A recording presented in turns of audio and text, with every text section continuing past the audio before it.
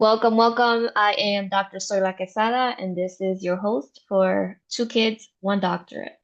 I am running a series in which I am interviewing single mothers so they can tell their stories. I am asking the same five questions to every mother that's a guest, and this will be both in video format on my YouTube channel as well as on my podcast, Two Kids, One Doctor, which can be listened to on any platform. With me today, we have Jenna. She is currently living in North Carolina. She is a best-selling author, a Reiki practitioner. She is also a travel advisor. You can find her at Journeys by Jenna, Jena, on any of the social platforms. Welcome, Jenna. Hi, thank you for having me. Excellent. I also forgot to say that you are a mom of two, single mom of two. And thank you for accepting the invitation to be part of this.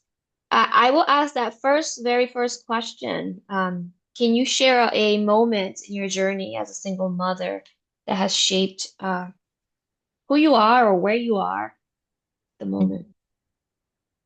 Yeah, okay, so I think one of the most pivotal moments in my life was when I had decided to get a divorce and move on from a not so great marriage. Um, and instead of really thinking that through, it was an impulsive sort of decision to move on with someone else that I thought was a trusted friend, who then grew to be a partner of mine. And um, within that year, I was doing my master's degree online.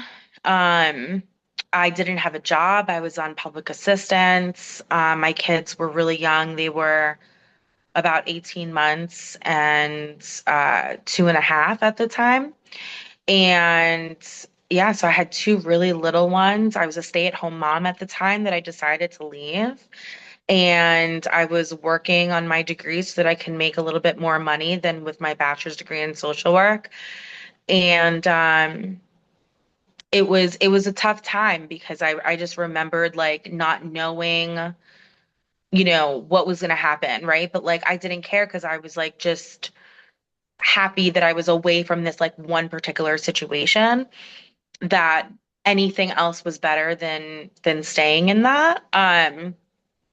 But because I jumped a little too fast and because I was a little too excited, I also didn't have my eyes wide open enough to realize who I had moved in with and who I had trusted. And unfortunately, that particular person ended up physically abusing me about 4 times before I realized that I needed to protect myself and take my kids and move into a domestic violence shelter. And so I did that for about 3 weeks. And during that time, I was finishing up my master's and I did have a job. I had a government job, and I was several states away from any family members. The father of my children, my ex-husband, and I was very much alone in this domestic violence shelter. And that's when I had my first awakening, my first spiritual awakening. And I was just like, how did I get here? Like, I've got these two little kids, and I've never been alone. I've never been by myself. I had a tough time taking care of myself as just like a 20 something year old, let alone taking care of two little kids. But somehow, some way, like one of the most perfect houses like landed in my lap and I was waiting for it to close and it did. And we didn't have silverware, we didn't have beds, we didn't have really, we had hardly anything. And it was a lot of rebuilding. And I remember just looking at my kids and it was like January, December, January. I just remembered like looking at them. They had just turned 2 and 5 at the time. And I was just like, it's just us. It's just like us three. It's like the three amigos, the three J's. And like, you know, nothing else mattered. Like at that point, it was like I knew that my life had changed. And there was no one saving me at that point. And, there was a lot of rebuilding to do. And it was at that point where, because I had left, an abusive relationship, I knew that it was at that moment that my kids were going to be okay because I broke a generational curse, right? Like, And you did that recognizing that it was so rare at that time or any time, right? For you to go from a domestic violence situation into a shelter, into owning your own home with two little ones, right? At that time, doing it all alone. So please give yourself a round of applause for that. That was amazing. As we know how to, right? As single mothers, we always find a way. So, what have been some of your biggest challenges?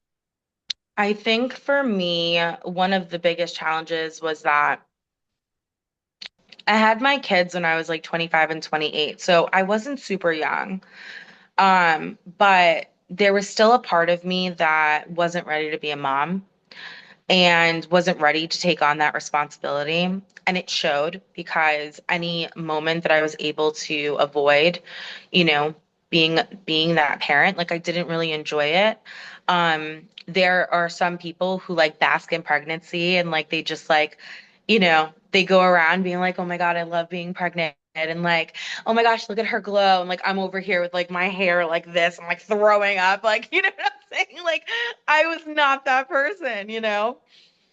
Oh my God. Like I was using a walker.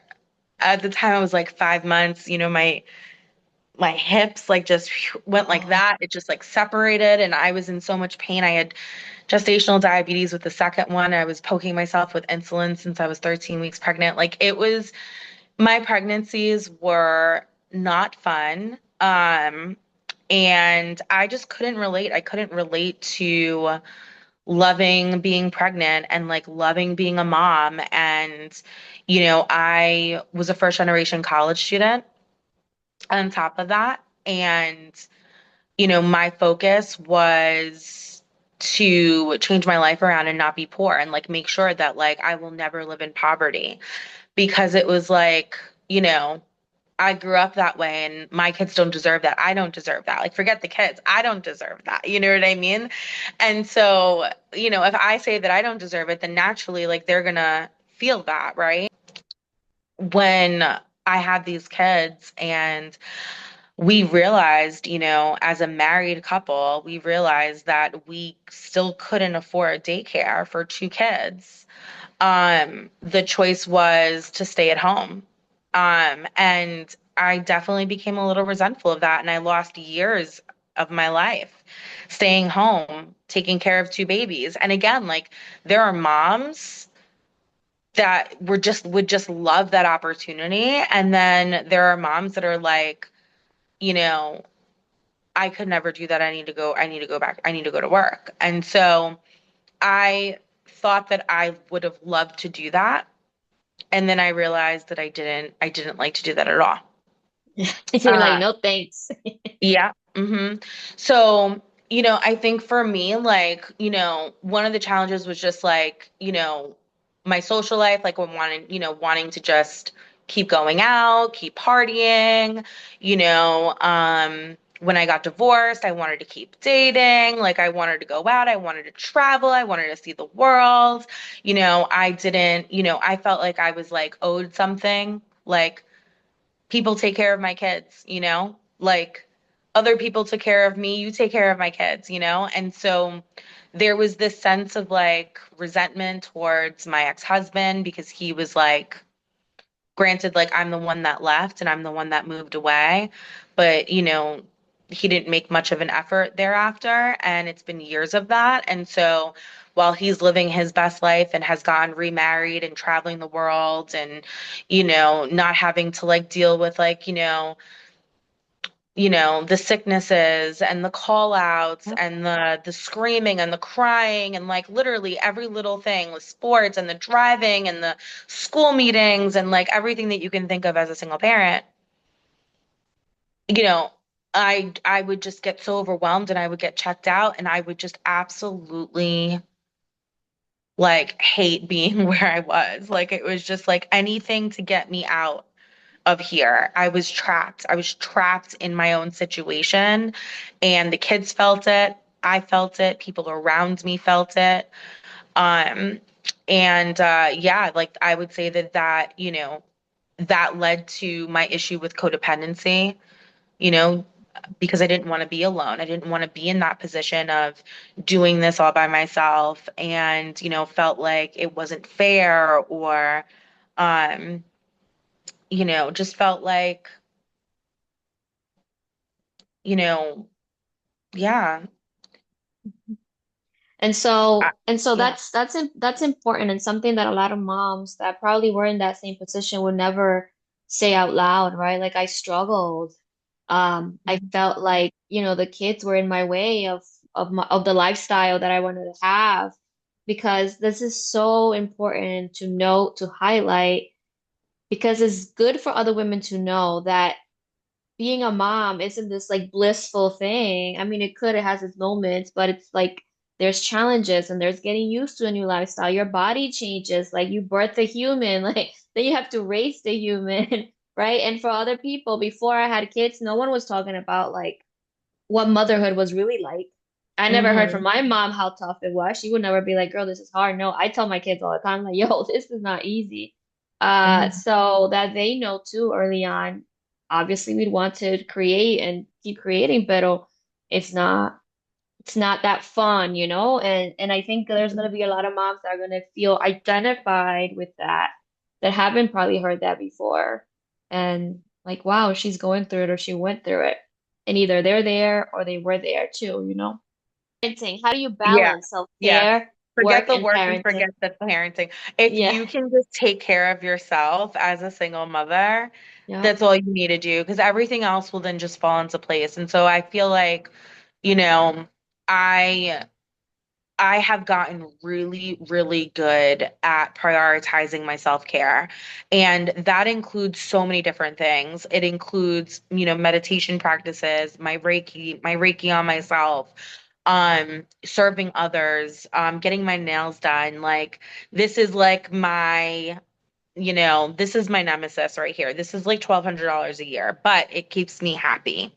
Yes. Same. And it's Yeah. just like these little things just like keep you happy and you know that break, and I don't care like, my kids when they were younger, they would come and they would sit in the massage chairs and they would get, a massage while I'm getting my nails done. You know what I'm saying? Like I would take my kids everywhere. I wouldn't allow my kids to stop me from taking care of myself. And I've worked with dating coaches, I've worked with spiritual coaches, I've worked with life coaches, I've worked with Reiki masters, I've worked with therapists.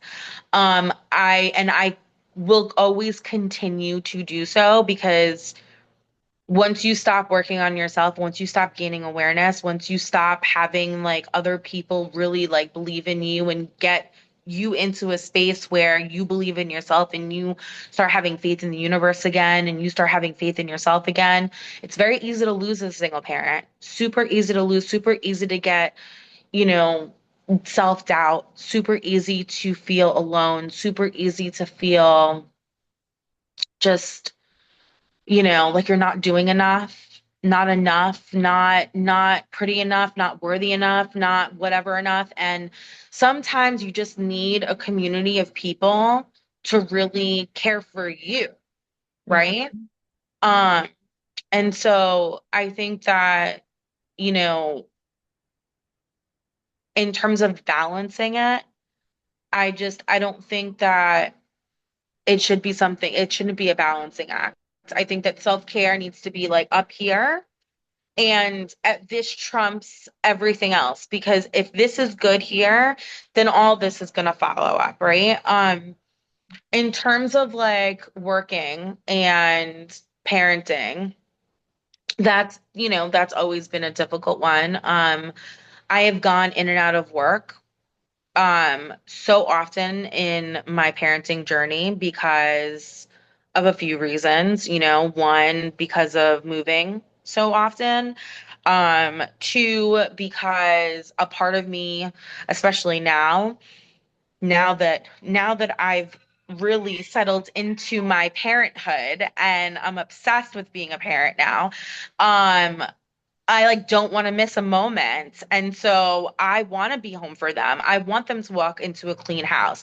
I want to be the cook for them. I want to be their chauffeur. I want to go to every game. I don't want to miss a thing because now I'm like, shit, they're gonna be like I've got 3 to 5 years left, 5 to 8 years left, whatever the Yes. amount of time is, it goes by so quickly. And it's like, oh my God, like what am I waiting for? Like, I don't want anything else to distract me from what my first job is, which is them. Like they are like my priority, period. And yeah, like there's that. And then there's working remotely and, running businesses like my Journeys by Jena, I'm a travel advisor, I'm a Reiki master, all of those things like I do remotely, like I do content creation, I'm a social media manager, like I can do all of these things from home, but, then I'm working for myself and then I'm struggling with like, benefits and paying myself and, running a whole business. So there's pros and cons, right? Working for a company, that's tough because, not all companies are, Hmm. mindful Hmm. that, Hmm. or care that you have kids at home, whether you're Right. single or not, Or It's like, supportive of it either, right?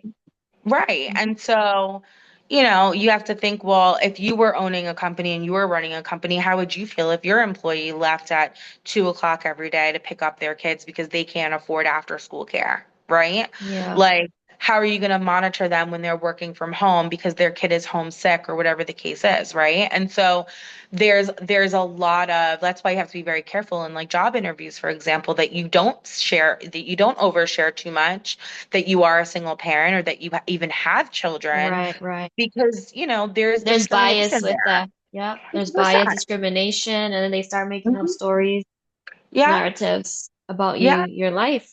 Yeah. Hmm. Yeah. And I so know it's, for yeah. mhm. Yeah. I just one example, for example, when my kids were little, before I started working from home, I used to do like bizarre things. Well, you come from higher ed too, so you know this, like odd hours, morning or late or weekends. And I used to do all the things. It wasn't until I shifted to a new industry in which I started setting those boundaries. Like something as simple as they needing me there at like 7:30 a.m. to set up. I was like, I can't. I didn't have to give any explanation. I was just like, I'm not.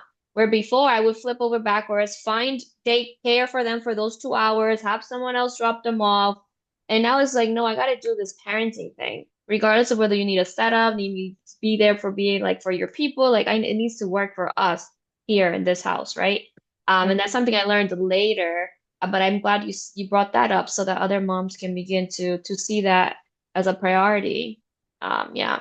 So I have two more questions. So tell me a narrative about single motherhood that you think, people have and that you either want to talk a little bit, broaden our perspective on it. What would that be?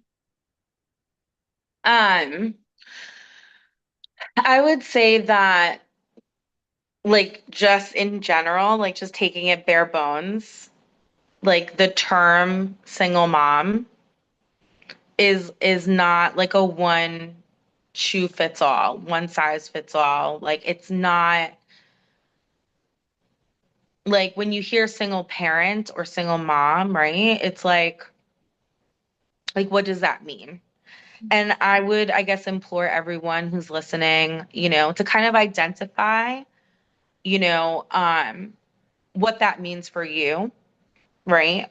Whether you're dating a single mom or whether you're a grandparent to grandchildren, or whether you are the single mom, whatever it is, an employer of a single mom, like I would implore you to, if you have the authority to, if you feel safe enough to, if they feel like talking to you, if they want to open up to you and disclose what that means to them, I would implore asking what that actually means. And the reason why I'm saying that is because not all single moms are the same.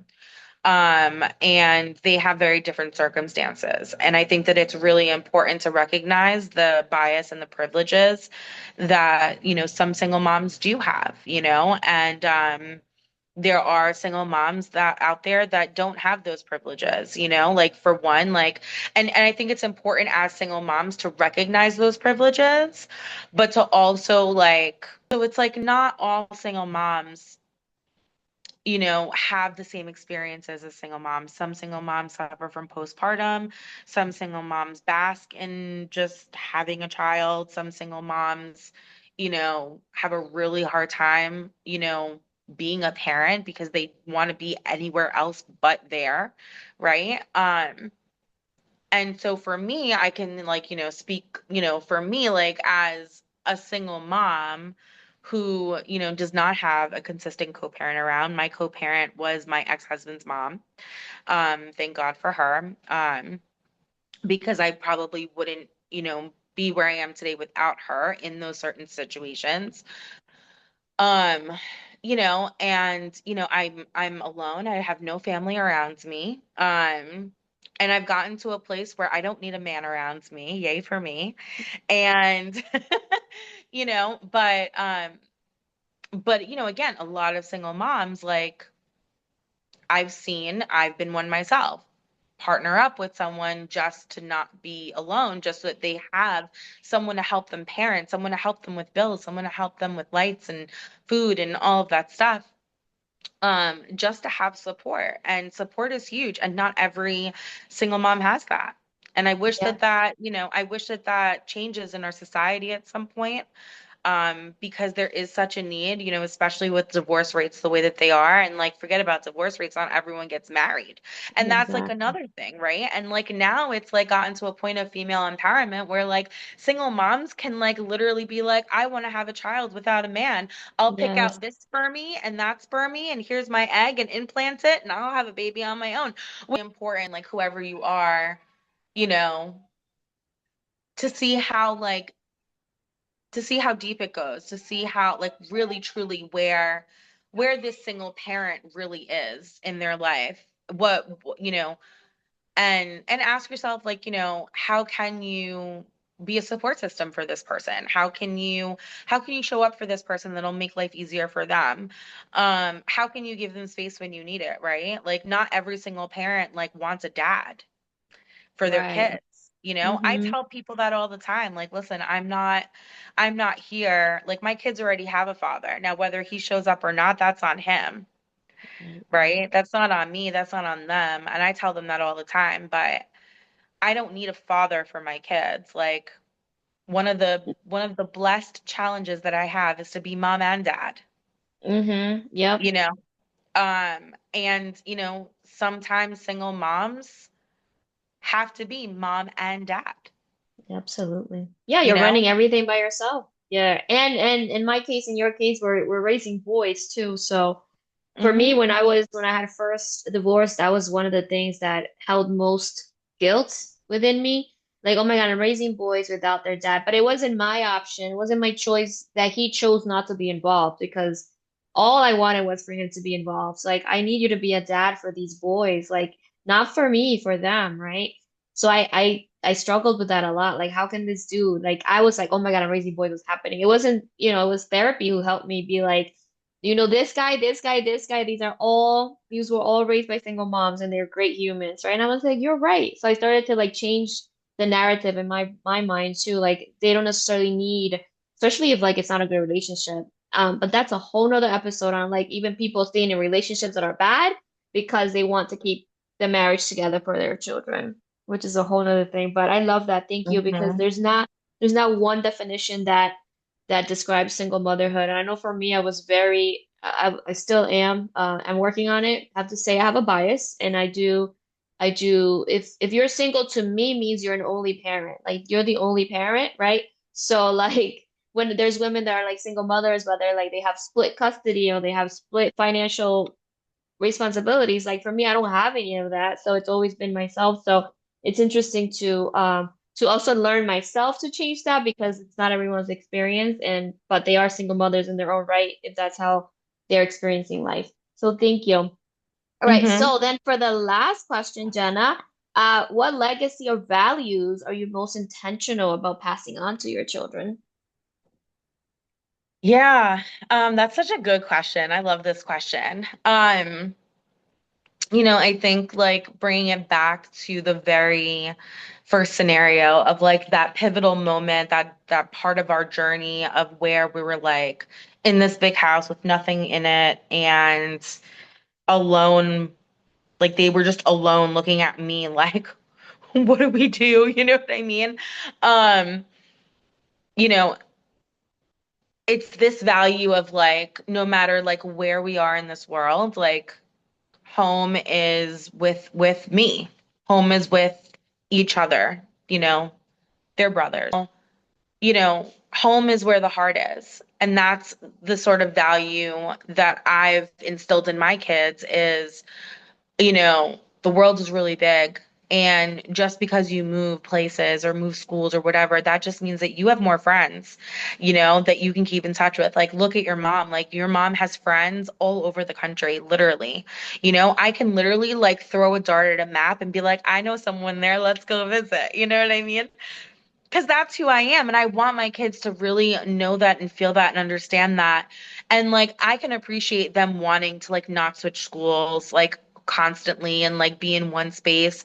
But at the same time, it's like, I'm very open with my kids. So I think, you know, maybe more than other single parents, I don't know, but I'm a very open parent with them.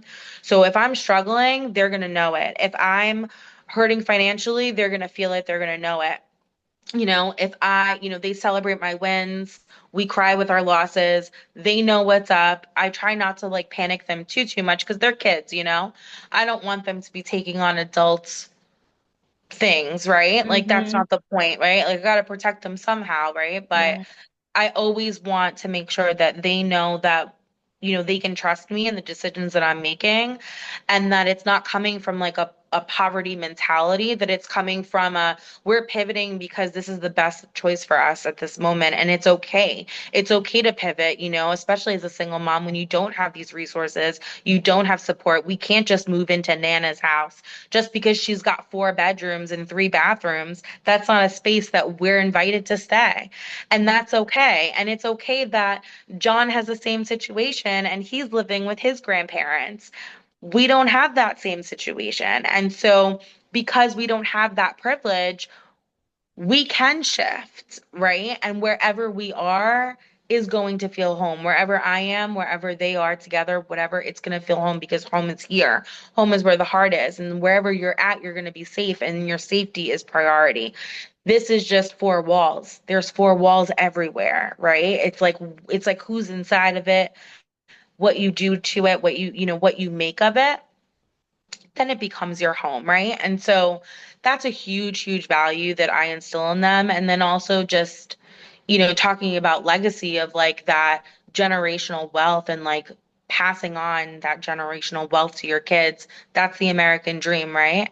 And so unfortunately, like I had sold my house and like that's not going to happen for them, at least not with that particular property, but um, you know, for me, like my legacy, for them, like I talk to them all the time about this, investing in real estate and being smart about your money and investing at an early age and working really hard, but not working too hard, but working smart, right? Working for yourself, being that entrepreneur, like they see that in me. They see those traits in me whether I'm good at it or not, it doesn't matter. Like they can see that I am hustling, that I'm working for myself, that I'm trying to provide and all of that stuff. And, I talk to them all the time about my scheme, about my plans for them so that they can stay home forever and ever and save their pennies and save their money so that they can invest in a triplex, right? Where like one can live in one unit and the other one can live in another and they can rent out the other one, right? And then they can or they can move in together and rent out too, and then eventually like move away from each other and, have these, properties that are generating lots of income. And then when they are ready to have their own families, like they can continue having that rental unit and show like, hey, I can afford a house and keep my rental unit, right? So I can afford two mortgages, right? And so now both brothers, like this is like my dream for them. My dream for them is to invest in real estate. And I've talked to them about this. Like, this is the legacy that I want, like, to have with you. Like, I want to be able to invest in properties with you and be able to grow this legacy with you because that's how you pave generational wealth. But in turn, that's going to require me to be as supportive as possible for them. And that requires me to be there for them and to be like, you know what? It's okay that you're 32 and still home. It's okay that, you need a roof over your head while you're, you know, building towards this pipe dream, right? Of creating this generational wealth for yourselves and your future children. See that as giving them what they need to survive in this economy. And it's very different from when we grew up.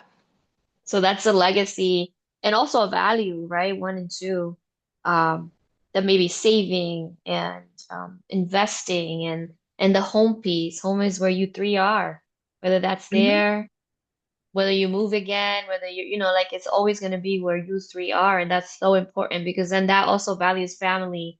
It values like closeness, responsibility with each other, responsibility as a unit. So those are really, really neat and important. So thank you so much for sharing that. And for anyone that's listening, Jenna, maybe it's a woman who has younger children, maybe doesn't have children, maybe is a single mom, maybe is thinking like she needs to leave a marriage and Mm. her fate is going to be single parenthood.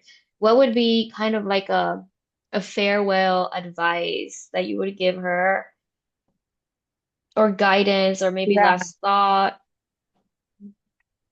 Yeah.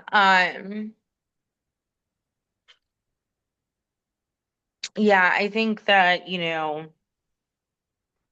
if there's anyone who is, wanting to leave a not so great relationship, like I'm a big advocate for healthy relationships. I'm a domestic violence educational trainer.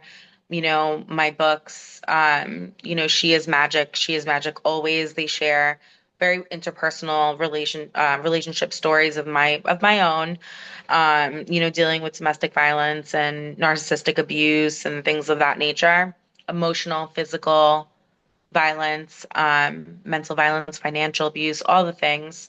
Um, and, I would say that, you know, nothing is worse than keeping your child in a situation where they're seeing things that are not healthy.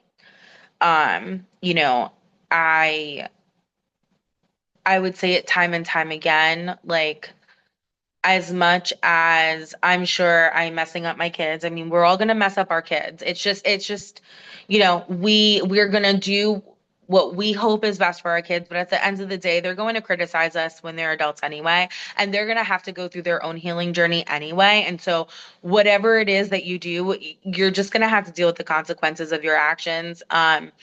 And just hope that one day they'll come to realize that you did the best that you can and with what you knew and with what resources you had. Um, and I had to do that with my own mom too, right? And so, however, what I will say is that if it's a choice between staying in a really bad relationship or a relationship where there's, emotional abuse or yelling or screaming or infidelity or, just a lot of distress, um, I would definitely like get a safety plan and, reach out to resources. And I'm not even talking about like someone who's in like a physically abusive relationship. Like, If you are in a physical abusive relationship, definitely call a hotline, right? Definitely call a domestic violence hotline, get the help, be safe about it. Um, and don't think that your situation is like not bad enough, and I emphasize that so much because it can get bad very quickly. And so, what I say is that, if you do think for a second that you are in a domestic violence relationship and that you can identify with being a victim, I would say, definitely be aware that, homicidal rates, skyrocket when you do leave, right? And so, you do want to have a safety plan in place. You do want to have a support team in place. You do want to have family and friends, to support you and to help you out in that situation. But if you are not being physically abused and you don't fear for your safety upon leaving, and you're just in a situation where you're just very unhappy and you're fighting with your partner all the time, or maybe your partner is suffering from drug abuse, maybe your partner is not helping you as much as he needs to, maybe you feel like you're being a single parent alone, but you have this person who's just leeching off of you, and you're raising three kids instead of two kids, right? And, or maybe you're just not getting the respect that you need, or maybe your needs are not being met and you can't take care of yourself because you're taking care of a grown person, a grown ass man who is not helping you, right?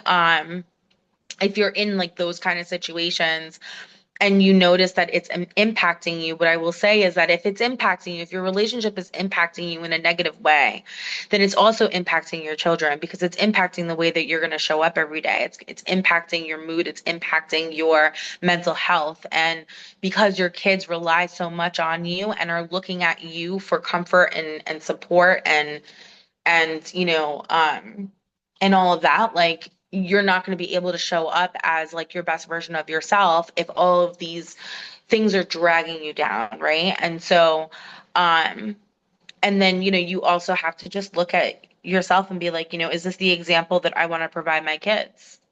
Right? Like I am their prime example.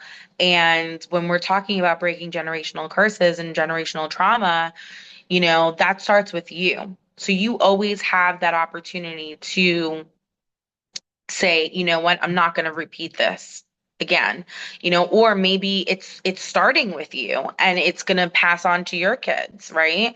Because you didn't, you don't have the whether it's the strength or the perseverance or the financial resources or whatever the case may be, right? To be able to move on. And trust me, it's hard. It's not easy. I'm not saying that it is.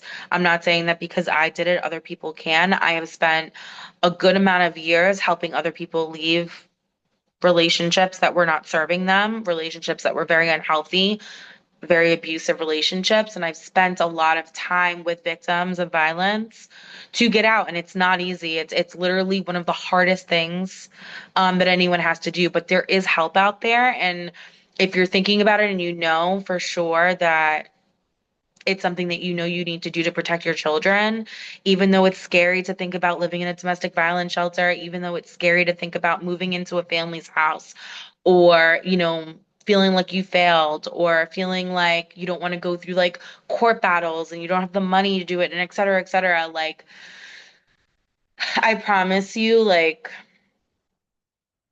there's this like instinctual piece of being a single mom and being a parent that just kicks in. It kicks in, and when you know it's time to go, you know it's time to go. And I would just advise someone that if your spidey senses are telling you that it's time to go, don't second guess yourself. Don't listen to your intuition, listen to your gut, don't listen to your head. Your head's going to tell you all the reasons why you want to stay. Your gut is going to tell you when it's time to go. And if your gut is telling you to go, then you can sort of like piece your gut and your head sort of together and be like, okay, my gut's telling me yes, my mind is still telling me no. What can I get my mind to listen to my gut, because my gut's not going to steer me wrong. And I think as, parents in general, male or female, our our natural instinct is to protect our kids.